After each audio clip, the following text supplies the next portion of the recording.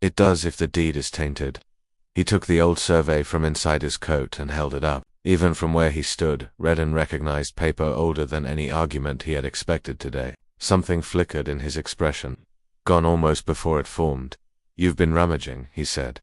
"I've been reading." Redden laughed softly. "Ancient surveys, romantic lines on paper don't mean much after 20 years of county usage. They do if the county map was altered by bribery." Deputy Garner shifted in the saddle. Wolf Harlan's smile thinned. Eli raised his voice so all of them, and the empty valley beyond, might hear. "This place includes the upper spring by original filing. Any transfer that ignores that is fraud. Any enforcement under false valuation is conspiracy to seize unlisted water rights. Shall I ride this paper to the circuit judge in Laramie, or will you?" Silas Redden said nothing for a beat too long. That was enough. Garner looked from one face to another, caught suddenly in the open between power and liability. Men of his kind could stomach intimidation, but fraud tied to a water claim could turn political very fast. He cleared his throat. "Mr. Redden, if there's dispute over the surveyed boundary, maybe this should be held off till it's examined." Redden did not turn, which was more threatening than if he had. "Deputy, you are here to witness possession for non-payment, not to practice landlaw." "Maybe so," Garner muttered, "but I ain't attaching my name to contested papers till the county clerk sees them." Wolf Harlan swung down from his horse. Then, perhaps to put steel back into the moment, "Seems to me papers matter less than who's standing and who ain't." His hand drifted near his gun. Eli's voice went flat. "I'd leave it there, Harlan." No one moved. Even the horses seemed to listen. Nora snapped the shotgun shut. Redden saw her do it and made a minute gesture with 2 fingers, so small it might have been to adjust his cuff. But men who rode for him understood such language. Pike Brody started for the porch. Everything after that happened inside a piece of time, so narrow memory preserved it with unnatural clearness. Nora lifted the shotgun. Eli drew. Harlan lunged sideways for his own revolver. A horse screamed. The first shot cracked from Eli's Colt, and Pike spun half around, dropping to his knees in the slush with both hands at his belly. Harlan fired from the hip. The bullet tore a splinter from the porch post by Nora's shoulder. Then the shotgun roared, and Harlan went backward over the water trough, hat flying, yellow duster blooming black at the chest. The unknown man with the shotgun in the saddle threw himself down behind his horse. Deputy Garner shouted something useless. Redden had already stepped back to Waters Bay, astonishingly quick for a man who preferred distance from risk. Smoke drifted in the yard. The roan snorted and danced at the corral rail. "Enough." Garner was yelling. "Enough, damn you." No one listened. The man behind the horse fired blindly with his shotgun. Buckshot tore into the house wall and shattered the window over August's bed. Nora flinched. Eli fired twice in return and saw the man collapse under the horse's neck. Pike Brody was trying to crawl. Harlan was not moving at all. Then it was just Silas Redden and the deputy. Garner had both hands raised now, palms out, badge glinting absurdly in the winter light. "I'm done with this." "Done, Redden, call it." Redden stood by his horse, with murder plain in his face, at last, stripped of every civilized layer. He looked not at Garner but at Eli. "You should have died with the payroll guard," he said. "Maybe." Redden drew. The shot he fired was hurried and low. It struck Eli high in the shoulder and spun him half sideways. Pain went through him, white and hot. He heard Nora cry out his name as though from a long distance. Then instinct, training, fate, whatever name belonged to such moments, completed the rest. His second shot took Redden just below the throat. Silas Redden staggered back against the horse. For a second he remained upright, one gloved hand clamped to the wound, staring with incredulous hatred at the blood coming through his fingers. Then he folded slowly into the thawing snow. Afterward there was only the creak, the horses, and the smell of powder. Deputy Garner knelt first by Redden, then Harlan, then stood up looking old and defeated. "Jesus Christ," he whispered. Nora was on the porch steps already, the shotgun fallen from her hands. She reached Eli as his knees gave way and caught him with a strength born of terror. "I'm all right," he said, and knew by the weakness of his own voice that he was lying badly. Blood ran hot under his coat, then quickly turned cold in the wind. The doctor came back the next day. So did the sheriff from Laramie, because Garner, eager to save himself, rode half the night with a statement so thorough it bordered on confession. The sheriff was a patient man with gray mustaches and no illusions. He heard Nora, heard Garner, examined the bodies, examined the papers, and asked Eli, once the fever from the shoulder wound eased enough to make speech possible, whether all of it matched his own account. "It does," Eli said from August's bed, where they had laid him while August rested in a chair by the stove. and pretended not to notice being displaced. The sheriff looked at him a long while. You've had prior associations with the deceased? Yes. You planning to tell me more than I ask? No. That might be wise, the sheriff said. And it might be foolish. Depends whether the past has men in it still breathing. It does. The sheriff nodded toward the window, where Nora was splitting kindling in a shaft of pale sun. Then perhaps staying put a while is your best strategy. Dead men end some troubles. They uncover others. The county inquiry ran through winter. Redden's books, once opened, gave up more than anyone local expected. Fraudulent foreclosures, intimidation hidden behind shell companies and signed proxies, grazing rights obtained from widows who could not read the documents they pressed their thumbs to. The matter of the upper spring became only one stone in a landslide. Men who had feared him while he lived found their voices with astonishing speed once he lay under frozen ground. August Vale recovered slowly, like a tree deciding whether a storm had quite managed to break it. By Christmas he could walk from the bed to the chair unaided. By New Year he was swearing at the cold with enough strength to reassure the house that he intended to remain in it. Eli healed less neatly. The shoulder closed, but the pain lingered in damp weather and the arm never rose again quite as high as before. He took it as a fair tax. The winter itself came down deep and merciless after that first exchange of gunfire, as if the mountains had merely been waiting for men to settle their quarrels before sealing the passes. Snow loaded the pines till branches bowed like penitent backs. The creek narrowed to a black seam between white banks. For days the world outside the cabin existed only by sound, the moan around the eaves, the soft thump of snow sliding from the roof, the occasional far bark of a fox. In that shut-in season, strangers became something else if they survived enough mornings under one roof. Eli mended harness while Nora sat. He shaped pegs for the stool August had been promising to repair since before his sickness. Nora read aloud from an old Bible when the light failed early, sometimes from a novel whose cover was gone and whose pages had swollen from damp, leaving only fragments of a story about a woman in Boston none of them could quite follow. August dozed through both, waking only to object when a voice took on too much feeling. There were evenings when the house felt almost ordinary. Those were the most dangerous. Ordinary things awaken longings that hardship can postpone but not kill. One night in late January, the storm had blown itself tired, and the sky cleared so purely that every star seemed cut from ice. Eli stepped out to the porch because the wound in his shoulder throbbed and sleep would not take him. He heard the door open behind him and did not turn until Nora came to stand beside him, wrapped in a blanket. "You ought to be in bed," she said. "You ought to be in town living respectably on one of Red's offers." She gave him a sidelong glance. That joke improves little with repetition. He leaned on the porch rail. The valley shone faintly under moonlight. Every fence line, every haystack, every drift had an edge of blue fire on it. "I thought you might be asleep." "I was. Then I dreamed the house was full of men and woke angry." They stood in silence. Breath smoked between them. At length she said, "When spring comes, what will you do?" He had known the question would come. Perhaps he had known it each day since first seeing her at the woodpile, though he had not admitted it even to himself. "I don't know. You always say that when you do know and dislike the answer." He looked down into the dark yard. "There are places a man can go when he wants work and no questions. Montana, the territories farther west, cattle drives in Texas again, maybe, though I think I've had enough of dust to last my life. And the law, it hasn't forgotten me. It may only be deciding whether I'm worth the bother."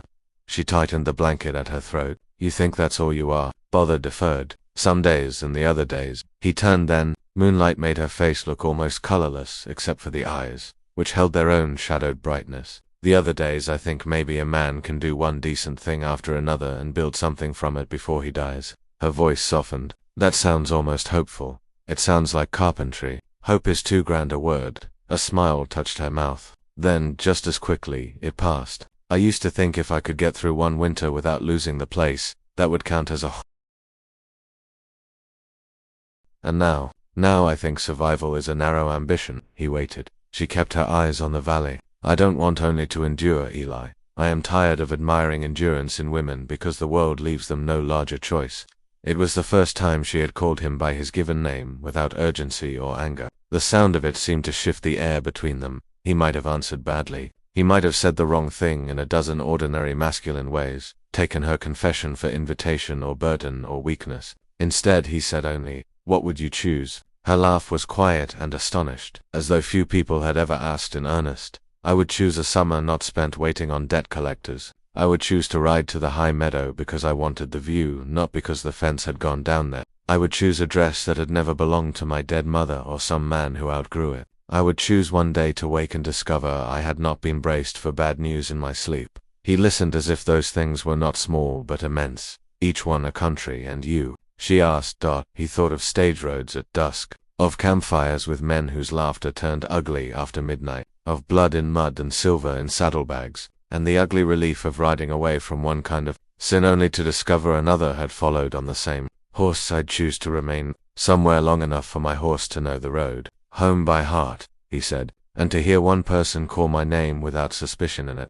When she looked at him this time, there was no defense in it, only caution so honest it was almost tenderness. She reached for the rail and her fingers brushed the back of his hand. Neither moved away. The touch was slight. It was enough. Spring in the high country does not arrive. It bargains. March still brought blizzards. April opened the creek and turned the lane to mud.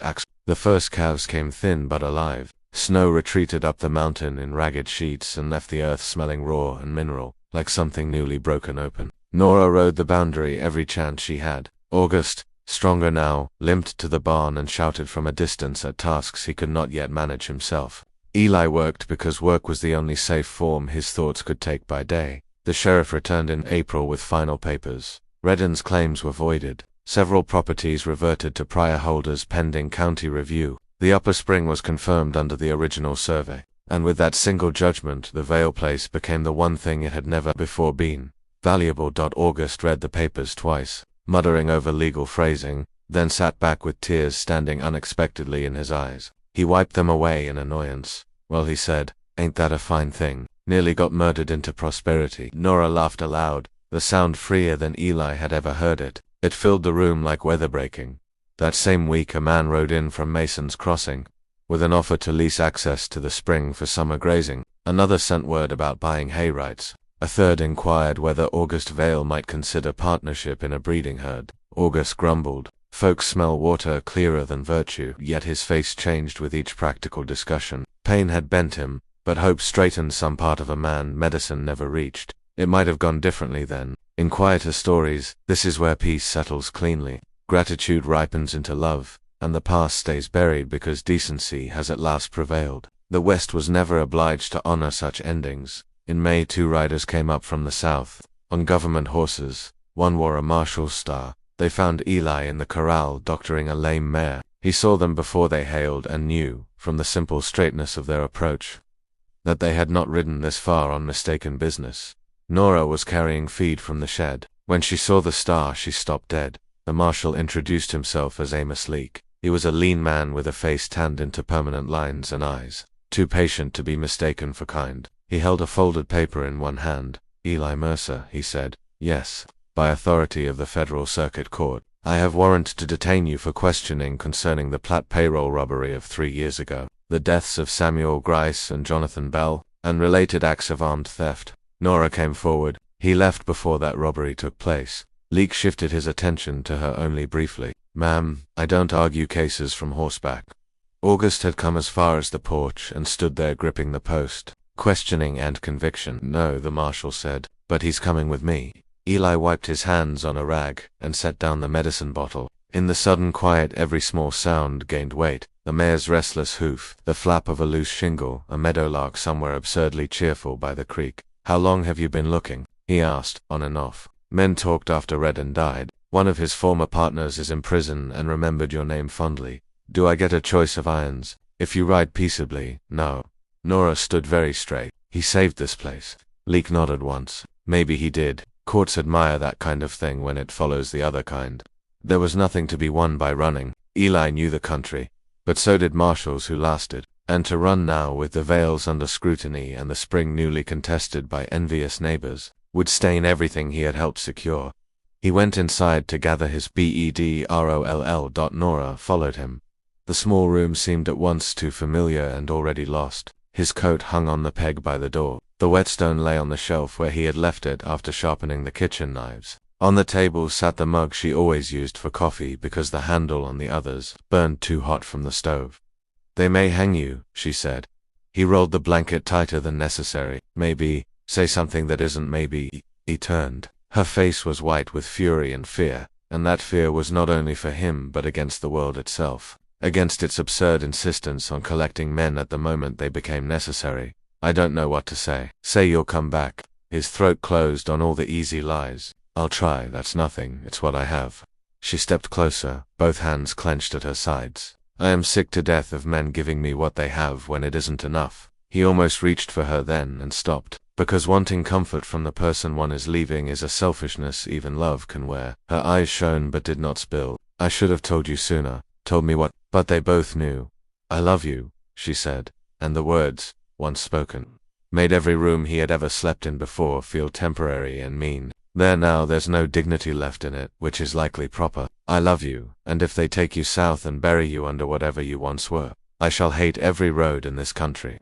For one heartbeat he could do nothing. Then he crossed the room in 2 strides and kissed her. It was not a gentle kiss. Not because he wished to frighten her, but because all gentleness had been burned away by fear and time and delay. Her hands caught at his coat. He felt the desperate life in her as plainly as his own. When at last they broke apart, both were breathing hard. I love you too, he said. I knew it in winter and kept thinking spring would explain what to do with it. Spring hasn't proved as wise as advertised. A broken laugh escaped her then, and this time tears came with it. She struck his chest once with the flat of her hand. Light and useless as a child's blow, you fool. She whispered, yes, don't die to spare your conscience. I'll do my best to disappoint it. They rode south that afternoon. The journey to Cheyenne took 6 days. Marshal Leake was neither cruel nor friendly, which in Eli's experience amounted to decency of a serviceable sort. At night by the fire he asked few questions. On the 3rd evening he said, you could have run. Yes. Why didn't you? Because then I'd be guilty of the running, too. Leake poked at the coals. That ain't always how it works. It is with me. The trial, when it came, was less grand and more exhausting than memory later made it. A courtroom smells mostly of paper, wool, sweat, and stale ink, not justice. Men testified, dates were argued, associations were laid out like dirty laundry. Eli admitted what he had done and what he had refused to do. One former member of Redden's old circle swore Eli had known of the payroll robbery plan in advance. That was true. Another swore he had fired on the stage himself. That was false. And under cross-examination the man contradicted the month, then the weather, then whether the moon had been up. Marshal Leake testified that Mercer had surrendered peaceably. Sheriff testimony from Bitter Creek entered the record, along with statements concerning Silas Redden's criminal enterprise and Mercer's role in exposing it. Character witnesses were scarce. Outlaws do not leave many polished friends. Yet August Vale came, coughing and furious in borrowed black, and told the court that if the law wanted to know what Eli Mercer was, the law might begin by counting the living who owed him breath. Nora came to.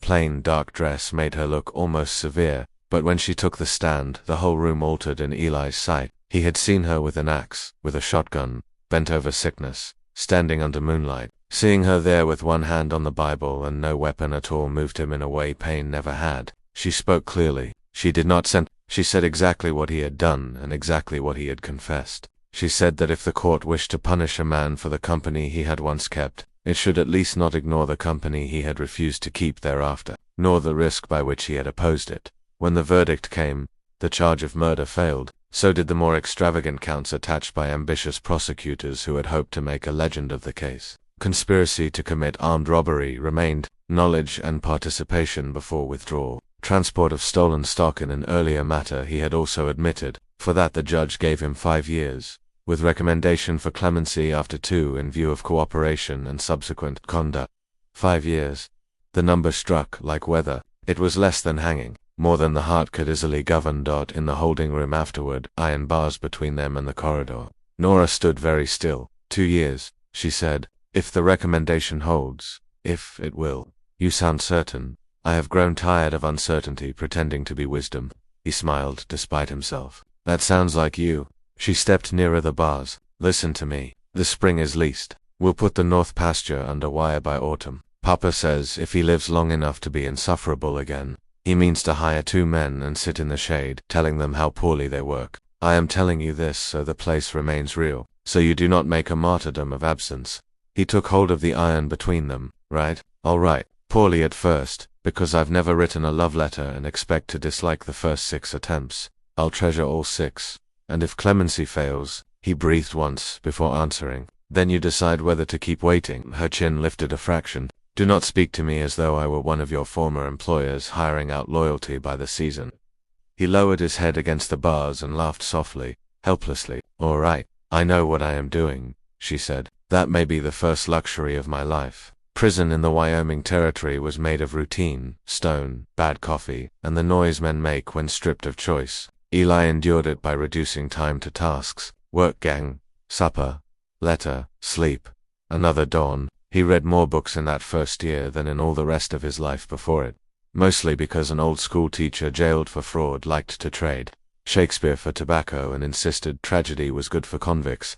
Eli preferred manuals on stock raising and irrigation, practical things he could imagine carrying home. Home. The word changed while he was away from it. Nora wrote every 2 weeks without fail, except once, during calving when a storm killed 20 head in the lower valley and everyone wrote to no one for 10 days. Her letters began stiff, as she had predicted. Reports of weather repairs, August's cough, prices in town. Gradually warmth moved into them the way spring enters frozen ground. Unseen at first, then undeniable. She wrote of the meadowlarks returning, of the first colt born to the bay mare, of standing one evening by the upper spring and thinking how absurd it was that water could alter human fate more reliably than prayer. She never wrote "I miss you" in those exact words, but once she wrote, "The porch rail has weathered where you used to lean your left shoulder against it, and I am irrationally angry at sun and rain for touching what I cannot." He read that line until the paper wore thin at the crease. August wrote less often and with terrible spelling, usually to report some fresh annoyance that proved he remained stubbornly alive. Hired a boy named Tuck. One letter read, "Worthless with sheep, but honest about it. Nora says you would like him, which I take as an insult to your standards." Another said, "If the law keeps you much longer, it will owe me wages. I am too old to be useful and too contrary to die peaceably." After 27 months, clemency came through. Marshal Leake, who had somehow become the sort of man prison officials trusted to deliver difficult news without decorating it, met Eli at the gate with his bedroll and revolver returned unloaded. "You're a free man," Leake said. "That sounds temporary." "It's always temporary." The summer was at full height when Eli rode north again. Grass rolled green to the horizon. The cottonwoods along the creek were thick with leaves that flashed pale undersides in the wind. He had imagined the return too often and in too many forms. In some, Nora stood waiting in the yard and ran to him. In others, the place had changed past knowing, or she had married prudently, or August had died and the house looked abandoned. Reality, as usual, chose a shape more specific and therefore more merciful. He saw the new fence first, stretching straight and tight where old posts once leaned. Then the larger herd on the west pasture. Then the barn roof, mended cleanly. Then Nora herself, not in the yard but on horseback in the lower meadow, driving 3 steers through the gate with a boy of 16. Galloping clumsily behind her, she saw him at almost the same moment. Even at that distance he knew by the way she reined up that recognition had struck. She did not ride to him wildly. That was not her. She finished moving the steers through the gate, spoke sharply to the boy, and only then turned her mare toward the lane. Yet once she had made that turn, the mare came fast. Eli swung down before she reached him. Nora dismounted so quickly, one stirrup nearly caught her boot. She crossed the space between them at a near run and stopped only when she was close enough to touch him, as if the final inch required confirmation. "You came back," she said. "I told you I'd try."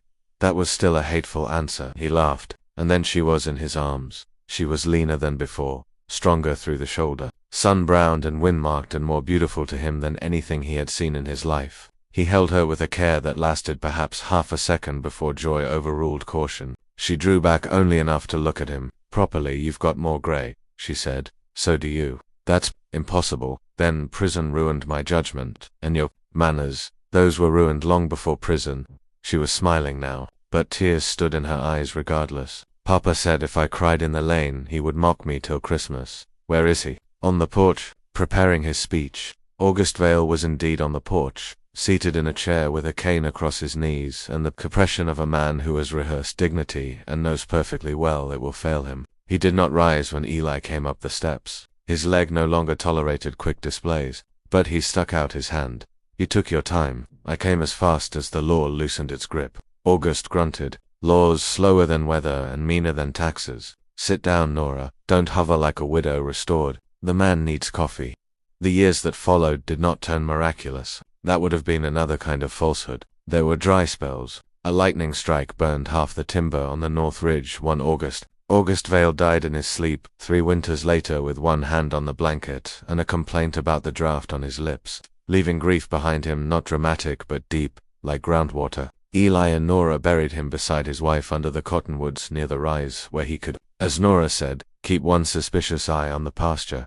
They married in the first green of May, not in town but by the upper spring whose ownership had nearly undone and then remade them. The preacher from Mason's Crossing came with mud to his knees and a Bible wrapped in oilskin. Tuck, grown longer but not wiser, served as witness and nearly lost the ring in the grass. Nora wore a dress of dark blue calico cut plainly and fitted by her own hand. Eli, standing before her with the mountains still patched in snow behind, thought no church in any city had ever held such solemn beauty. They worked, that is the truth of most enduring love in the West. They worked beside one another until labor itself became a form of speech. They argued over breeding stock, over accounts, over whether the east fence ought to be moved 10 yards uphill. They learned where the other's silence meant anger and where it meant pain. In late evenings they sat on the porch with coffee or whiskey according to weather and watched the valley darken. Some nights Nora read aloud. Some nights Eli spoke of nothing and simply listened to her breathing and the creak and the horses shifting in the barn,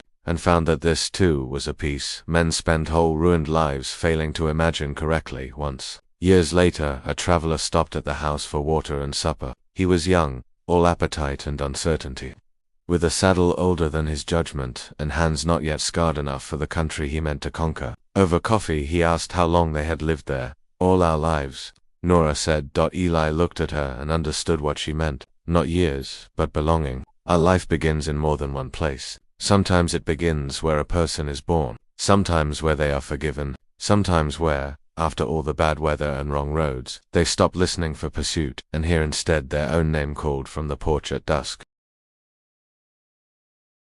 That autumn the aspens on the high slope turned so bright that the whole mountain looked lit from within. Frost silvered the meadow each morning and melted by noon. Eli rode the ridge above Bitter Creek, as he had done once long ago when he first saw smoke rising from the Vale cabin and did not know. Yet that fate sometimes appears in poor roofs and split firewood and a woman who meets strangers with an axe in her hands. From the ridge he could see the expanded pasture, the new barn, the line of cottonwoods by the graves, the ribbon of water where the upper spring fed the creek, and the house itself with smoke climbing straight into the clean air. A rider leaving such a view might feel sorrow. A rider returning to it felt something harder to name and more valuable to keep. He turned the horse downhill. Before he reached the yard, Nora came out onto the porch and lifted a hand against the sun. He raised his own in answer. The gesture was ordinary. It carried everything.